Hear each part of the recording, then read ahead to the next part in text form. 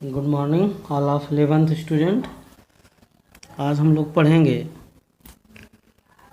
कि द्रव स्तंभ के कारण दाब या तरल के स्तंभ के कारण दाब, pressure due to a column of fluid और लिक्विड। इसके लिए चित्र में दिखाया गया है, एक बर्तन लिया गया है। क्या लिया गया? एक बर्तन लिया गया है और इस बर्तन में कोई बिंदु जे लिया गया है जहाँ पर हमको दाब ज्ञात करना है। माना यह बिंदु जे जो है द्रव के, जहाँ तक द्रव भरा हुआ है, स्वतंत्र तल से एच गहराई पर बिंदु जे है।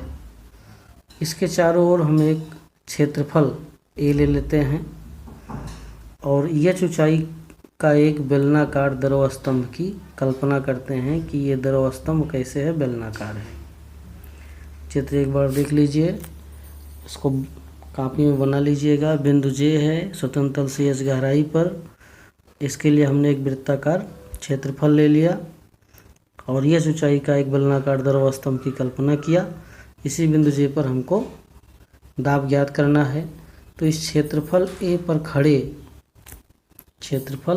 खड़े द्रव स्तंभ में भरे द्रव का आयतन, इसमें इस द्रव कितना भरा हुआ है बेलनाकार द्रव स्तंभ में, कैसे निकलेगा? क्षेत्रफल गुणे ऊंचाई। क्षेत्रफल का मात्रा क्या होता है? Metre square. ऊंचाई का मीटर, मीटर स्क्वायर गुणे मीटर, मीटर क्यूब। इस प्रकार आयतन मिल जाएगा।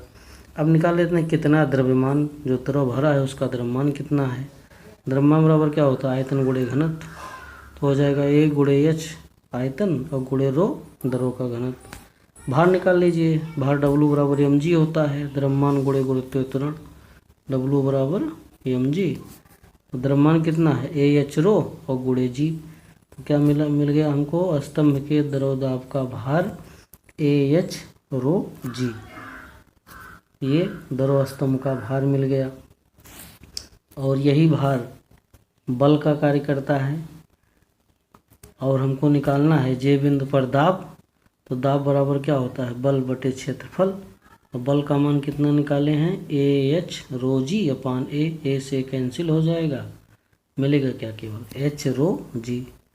इस प्रकार क्या निकला कि द्रव के किसी बिंदु पर द्रव द्वारा आरोपित बल द्रव के स्वतंत्र तल से गहराई पर एच, हमने क्या निकाला है? पी बराबर एच रो जी।